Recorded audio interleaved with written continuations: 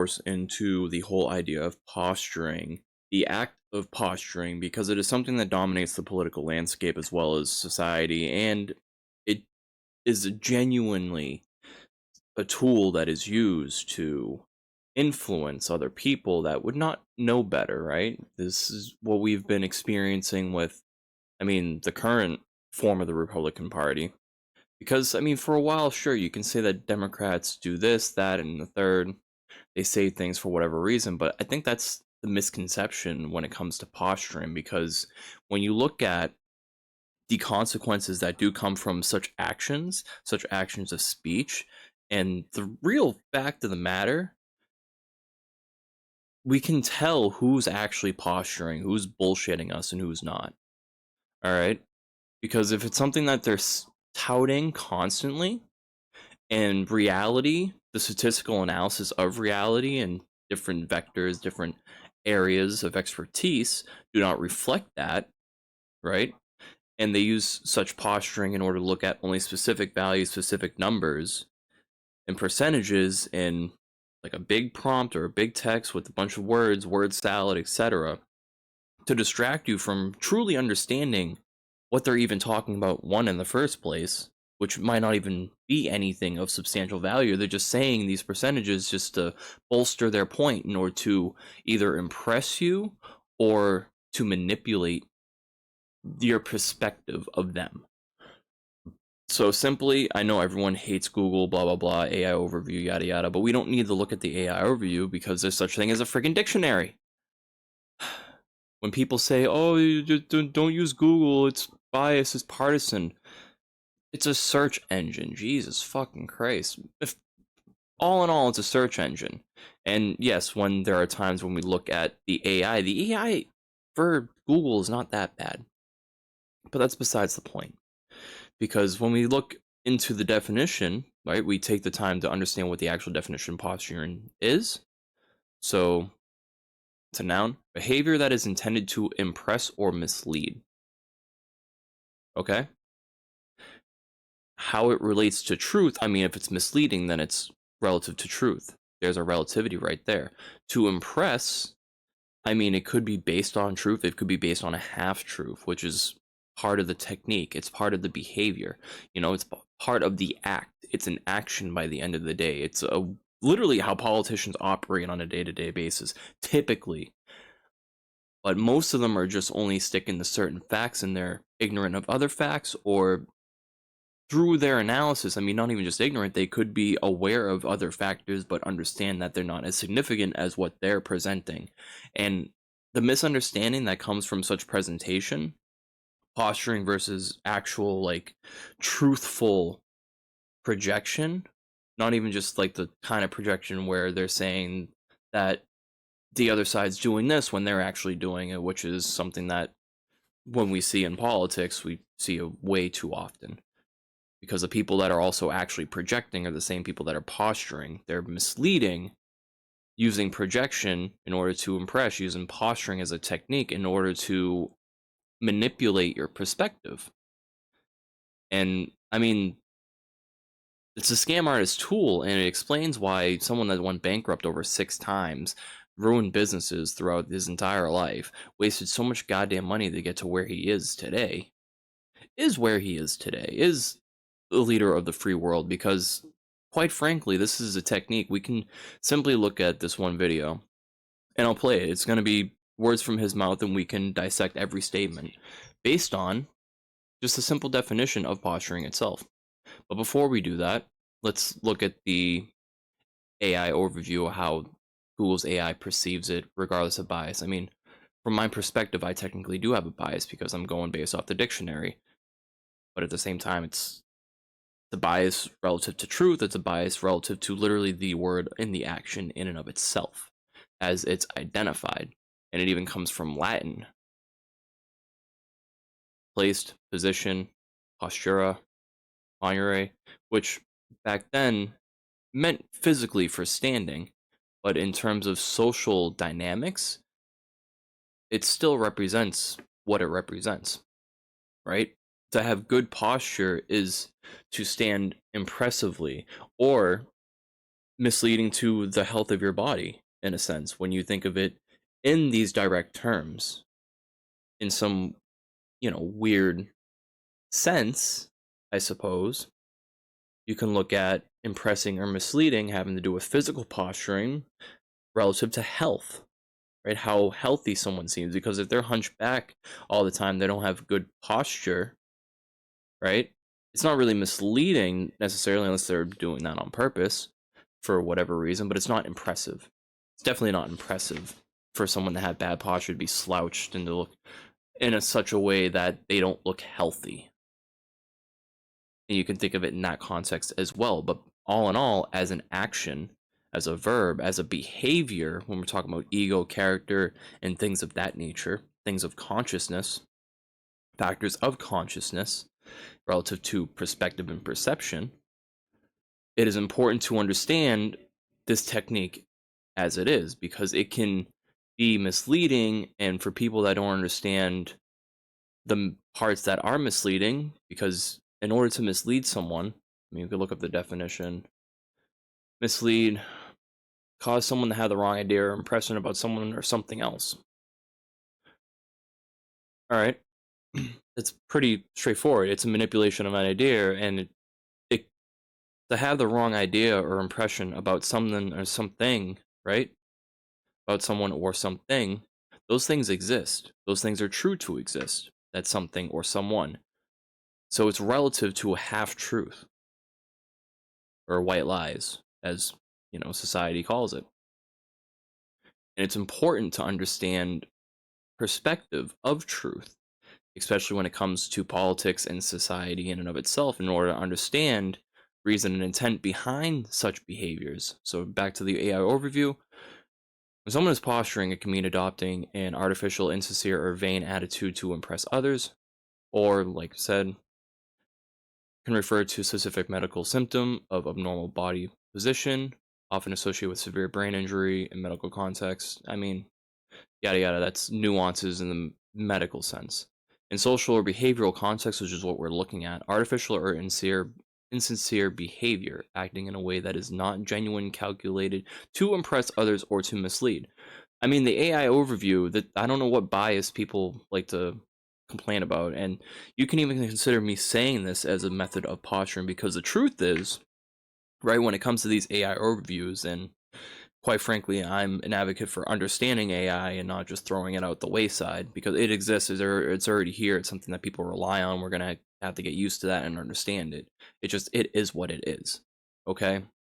People, especially with money and power, want to utilize such technology in order to technically save money, even though by the end of the day they're really not, because they're spending just as much as they would be maintaining the frameworks for these technologies, as well as purchasing them from companies, as they would if they just hired a few people at this point. But it's just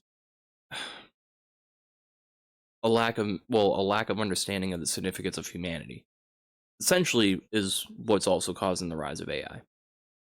All right, not having enough trust in your humans and having more trust in artificial technology. So that's a balance that needs to be understood in order to understand where the biases from AIs come from too. But that's where you can consider even what I'm saying as a form of posturing, whether it's unintentional by any means, because by the end of the day, I'm just focused on truth, focused on figuring out the truth behind things, figuring out what's posturing, what's not. But me recognizing that one might perceive what I say from my videos as posturing. I mean, because posturing itself is a technique relative to truth in some way, shape, or form, especially out of context, when people hear certain things that are said, or don't sit around long enough to take in the entire context of what's being said, right? Because part of it is on the viewer as well. There's a big allowance of misunderstanding that can happen, and that can leave someone to believe more in the postured sense, whether with or against it. And this is why we have the partisanship that we also see today. But quite frankly, when we look at the video. So, I mean, conceited or vain attitude, adopting a proud or boastful air that is not sincere. There is someone very, very easily, in particular, in mind that comes up, and that's the President of the United States. So let's check this out real quick. That clip. This is in August after Trump forced the block of the released Epstein files and said he didn't want to release it because his friends could get hurt. And do you know why he's concerned about his friends getting hurt? Because the same way Jeffrey Epstein got unalive, if Epstein was going down, he was going to take everybody else with him. So if Trump friends go down, what do you think is going to happen? Let's take a look at this clip. Your Justice Department is also sending some of the Epstein files over to the House Oversight Committee today. Are you in support of them releasing all of them? Keeping it open. If they wanted to release, people shouldn't be hurt, but I'm in support of keeping it totally open. I couldn't care less. You got a lot of people that it could be mentioned in those files that don't deserve to be people, because he knew everybody in Palm Beach. I don't know anything. As history shows, and as what we've been seeing in regards to, I mean, just the emails alone from the Jeffrey Epstein estate, as well as actual photos, which aren't AI generated, because a lot of the photos that we see, you know, there's physical copies that exist of this individual, the President of the United States, partying with the alleged Jeffrey Epstein, and him setting up, this is part of the posturing technique, right? Purposefully deflecting any possible responsibility that he really does have with this individual, Jeffrey Epstein, right? Deflecting, there's the misleading part, because we know for a fact that behind these words that he's saying, he was with Epstein multiple times, even at his estate. Mind you, that the other way you can think of this too is with the emails from the estate itself. They're from Jeffrey's email account. He's doing this behind closed doors with essentially complete confidence, or almost complete confidence, that none of this was really ever going to be revealed in such a way. And that even then still, when it comes to the photos that Epstein might have had of Trump doing certain things that were even mentioned in the emails, it's more than safe to assume that what's in the emails is Jeffrey Epstein being honest almost 100%. Absolutely, in regards to how he talks about Trump, because it's like, when we think of reality, when we think of, you know, society, and like who your friends are and who you're more comfortable speaking with, especially at work, for instance. Say you have some coworkers that you are confident in telling them almost anything, right? And meanwhile, even knowing that, you, if you're talking about a certain other coworker or another individual, or something about the workplace that you particularly don't like, to that coworker that you're confident, that you're trusting of, even in such a setting where, I mean, someone could walk by that you're talking about and they could overhear you, but even in that sense, there's always instances that you or your family or your friends or other people engage in when it comes to communications and being honest, being actually fully honest. And we can apply that same principle of logic to the Epstein emails in regards to, I mean, obviously it wasn't made up, it wasn't fake. There's sincerity in the emails that were sent back and forth behind closed doors, because if Epstein was still alive and was to blow this up, if he had actual photos and evidence of certain things to bring out there, he would be bringing that out. He wouldn't be like, oh, here's my whole email log about me talking about everything behind closed doors in order to manipulate the public, in order to, you know, what he did as a power broker and what he planned. He had his evidence. He had the things that he did, and he made certain moves as a power broker, because by the end of the day, even though he was a really screwed up individual, but this is another aspect of it, of him being screwed up, right? As a power broker, as the individual who he is, who he was, who society has known him to be through cases, through hearings, through witness testimonies, through other individuals involved in everything around this, even from Trump himself. He considers him to be a power broker of sorts, someone that would have certain evidence of certain other individuals, which is, as we go further, is what we're going to see, because Trump's going to use that fact that Epstein himself, as a power broker, not even just had stuff on Trump, but he had stuff on people of both parties. And this is where the posturing really plays in as a significant factor, especially from someone who's a representative of an entire country, right?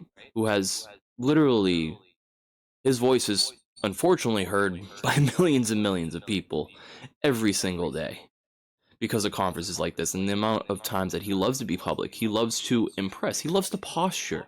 This is who he is as an individual. This is a technique that is used to survive for as long as he has, financially, politically, socially, everything, to prevent him from getting in trouble. This is the sole technique that he has been using throughout his entire life. And many people still don't understand that. Many of his followers either don't understand that, or the ones that are super close to him do understand that and engage in that same type of behavior, as we see with Bondi, as we see with Kash Patel, as we see with Steve Miller, Steve Bannon. All of them engage with this in some sort of way. It's not necessarily just them being purely ignorant of the other side. I mean, part of it is being purposefully ignorant of the other side and certain other factors that are brought up, like the economy, for instance. So let's play a little further about that, but I have said to Pam and everybody else, give them everything you can give them, because it's a Democrat hoax. It's just a hoax. The whole Epstein thing is a Democrat hoax. So we had the greatest 6 months, 7 months. So before I get to the next part about the greatest, because that's even a whole other sentence to digest when it comes to the technique of posturing. But you can see here, like I just mentioned, Epstein was involved with both political parties. He was a power broker, right? And part of the reasoning why Trump would say this is a Democratic hoax, even though it's not, because there's physical photos of him with this individual. There's physical evidence. There's witness testimony of him being at this person's estate. Like there are facts that are just, again, they're purposely ignored for the sake of posturing, for the sake of maintaining a narrative, for the sake of misleading people on purpose in order to prevent him from getting in trouble. Because by the end of the day, he was associated. By the end of the day, these emails from Epstein are more damning than anything that Hillary could ever have in her email, in her inbox. That's just a fact.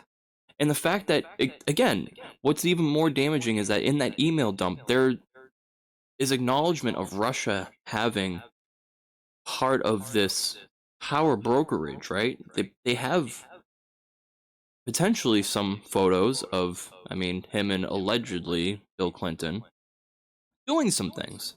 And that's one aspect in particular. But the fact that, like I said, again, those emails had to have been done in some sort of confidence, in some sort of way between people, because obviously, I'm sure Epstein did not see himself getting put in prison, especially if he had this back and forth friendship rivalry with Donald Trump. But these individuals were playing each other, clearly. They were playing a game, as I mentioned before. And this game went all the way up to this point that we're seeing now. And in order for Trump to win this game, to survive this game of manipulation, he needs to continue to manipulate and posture, which is why he's deflecting this as a Democratic hoax. Because just like how Hitler did during the Weimar Republic era, when it came to shifting the blame from anything, from any socioeconomic issue, he would just blame the communists. He would blame the socialists. It's the same tactics of posturing and misleading that led Hitler to where he was. And not to just make that comparison like about Nazism and stuff like that, but it's just a clear fact that the technique is something that's utilized to mislead people historically. And the fact that people are unable to understand when this is being placed, because mind you, we've had Democrats, many senators, many representatives saying that they don't care if there's well, they do care that people of their own party were involved with Epstein. And they're more than happy They even say that. There's no posturing behind that. There's no point to that, especially if you're saying, like, put them in jail.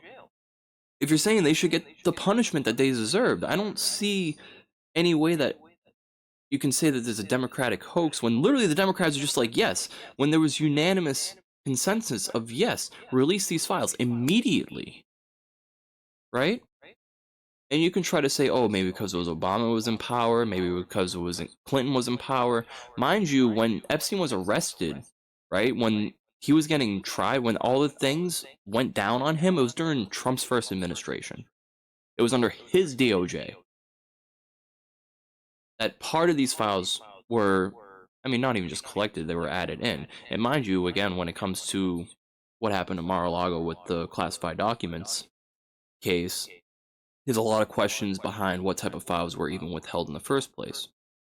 But that might be still different because apparently the Epstein files are in New York District, yada yada, because that's where the case was trialed in a state level. So there's still a lot more to be understood. But at the same time, if you don't call this for what it is, a Democratic hoax, it's not a Democratic hoax when the person's literal emails has your name written all over it multiple times. There's no, especially when this individual, the power broker, had evidence to also throw Democrats under the bus. He was not playing one side or the other. He was not a Democrat. He's not being protected. There's no one protecting him. There was only one representative who was, mind you, a Republican that voted no on the frickin' bill. And then Chuck Schumer himself led the Senate for a unanimous vote before it even reached them, right? And I guess with posturing, you could say that it's a Democratic-run hoax because they're the ones that want the files to be released, but at the same time, when the files were acted upon, when Epstein was jailed, that was during Trump's first administration. That was under his DOJ, by his FBI. So it's very interesting when you think about it like that as well, because Epstein, I guess Trump might have got his revenge on Epstein. That's what it really seems like when you look at it. When you look at when things were taking place, the timeline of events between the emails, between the pictures, the photos, statements that were said by Trump, especially other videos that we made on this channel, that further prove that this is all nothing but posturing. So now it gets even more apparent when we go into the next section when he tries to talk about the successes, the quote-unquote successes of this administration, but then you can just look at the numerical, statistical analysis of what's happened within the last 10 months of this presidency, 11 months of this presidency, to the economy, to the government, to everything, to inflation. So let's continue. In the history of the presidency, and the Democrats don't know what to do, so they keep bringing up that stuff, but it affected them. Bill Clinton was on his plane and went to the island supposedly 28 times. I don't want to bring that up, frankly. You have... You see, well, he hasn't even got to the whole explanation of, this is the best presidency, yada yada, even though it's not. Obviously not. His approval ratings are the worst in history when it comes to the presidencies. Like, all the presidencies that have ever existed in this country. So that's another thing. But you can see right here the posturing is just like he instantly threw out Bill Clinton's name. Instantly was just like, oh yeah, he was on the plane 28 times, and then all of a sudden just postures and misleads you saying, oh no, I didn't really want to say that. But you just did. What's the point of saying that? If you're not just trying to mislead people or to impress them in some way, shape, or form in order to make an impression on these people, right? Just release the fucking files. But you're talking about apparently things that are in the files, but not in the emails, which is very interesting. So that's where it's misleading, because he's purposefully ignorant, because he knows the emails exist. He knows they're out. He could take time to look at them. He doesn't. He purposely doesn't, so he can continue doing shit like this. It's the lack of curiosity. It's the lack of wanting to get the facts straight, because I mean, by the end of the day, he knows what actually happened because he was there. And he knows how bad it would make him look if that was found out. And that's why, I mean, the files are going to be heavily censored anyways. They're going to be manipulated as hell. So unless someone has a raw copy of everything, away from the DOJ and the FBI before this gets released, because at this point you can use an AI search to look up Trump's name and just redact it every single time through an AI at this point, which also might explain why Trump wants AI to go as fast as he wants it to, right? To develop as fast as he likes. So I gotta leave in a couple minutes, but let's just play this Larry, out. whatever his name is, Summers, the head of Harvard, who was Jeffrey Epstein's best friend. Nobody ever talks about that. I mean, but I don't want to hurt Larry Summers, but he was best friend. He did it again. Again, he's doing this to saying that, oh, I know about the files, I know what's in the files, I know what's in the emails. Like, he knows, but he's purposefully ignorant of his involvement in order to mislead you, to place the blame elsewhere, to distract you. He never acknowledges the fact that his name is in there. He never acknowledges his friendship. He puts it aside on purpose. It's the purposeful ignorance. When he knows his name's in there, that's why he keeps getting asted, but he just blames the Democrats, just like the Weimar Republic era. People just don't want to make that connection, don't want to understand that, you know, your words are your actions. He's not just saying this shit just cuz. He's saying it for a reason. He's saying it the way he is saying it for a reason, to protect himself, like he has been for decades. And unfortunately, with everything that happens, he could just keep saying bullshit like this and no one's going to hold him to account. Because people would rather believe what comes out of his mouth than to believe the photographic evidence that exists, the emails, the communications between all the other parties that exist, what the victims have said, right? Just everything. And there's no true accountability. He doesn't, even if he goes to trial, which, mind you, he's going to plead the fifth if he ever went to trial. He's done it before. And at the same time, we have what's happened with Comey and the statements that were being said by the prosecution saying that, to the grand jury, mind you, that if Comey's pleading the fifth, then he's guilty. That's ironic and complete opposite of how he would be treated. And it goes back to that whole idea of, like, if Obama did this, or if certain, well, yeah, if Obama did this, that's mainly the comparison. If they did this, they'd have a freaking civil war over it, right? And it's, to some extent, that statement is true. Friends with Jeffrey Epstein. No, this is a Democratic hoax to try and get the significance of what we've done over the past 7 months. Nobody's ever seen anything like it. They say it's #1 in history. Everything Trump. This is exactly what I'm saying. Saying #1 in history, no. Inflation is getting worse. Inflation is at an all-time high between his presidency, how he mishandled COVID, especially toward the end of his presidency. Because by the end of the day, it was just mishandled by him. By what happened with the Ukraine war, which personally I believe that he's involved with starting that in some way, shape, or form. Just with how close he is to Putin. And just with everything else, that's the posturing that exists. And the fact that you can look at unemployment rate, you can look at the terrible job numbers. It's not the best in history, not even close. None of the numbers add up to suggesting that these past 10 months are the best in American history. They're not. Gas prices haven't went down, even though he's been posturing behind bullshit lies like that. And that's just a blatant lie. That's not even a half-truth, because gas prices aren't going down anywhere. They're not. Same thing with grocery prices. They're not. There's no half-lie to any of that. There's no half-truth to any of that. That's a blatant lie. And anyone that isn't a rich person understands that. So, but at the same time, even if people understand that, or if they don't hear that, or if they just ignore that he's saying that, or if they're too lost in this posturing bullshit, they're too misled, or maybe they agree with him, maybe they expect things to happen a certain way. And, I mean, unfortunately, we can see that with ICE, because the most inhumanity that has probably existed in this country for a little while. Not that long, but it's pretty bad. But when in regards to what's being perpetrated by the government, I mean, the last time we had civil unrest like this and civil issues like this, civil rights issues like this, was back in slavery, back in segregation, right? And that was only 40, 50 years ago. And still, like, we still have the after effects of that, of such discrimination, of such prejudice, because posturing. It's just like, you know, they blame Mexico for fentanyl, they blame Canada for just all that stuff. It's posturing. Because none of that was true, especially when you look at the numbers, and then when the numbers come out, he never acknowledges them. He's purposely ignorant because he's constantly posturing.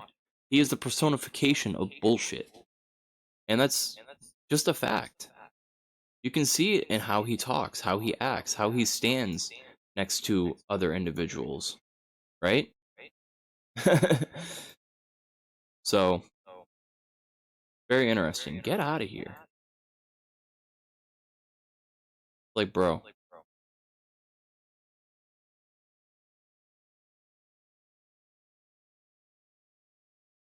That's so weird. You have this, you have this.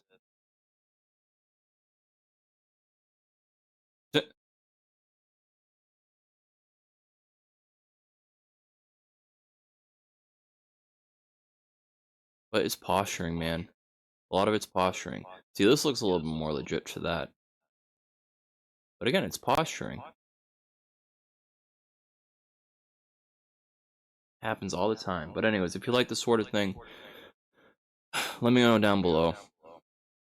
You know, it's crazy, but this is something that just needs to be said for how it is. It's a technique that exists, something that isn't understood completely, and once you understand it, then you really get to know who's bullshitting you and who's not. Especially if you know how to look shit up on your own. Like, you don't have to just rely on Google, you just Google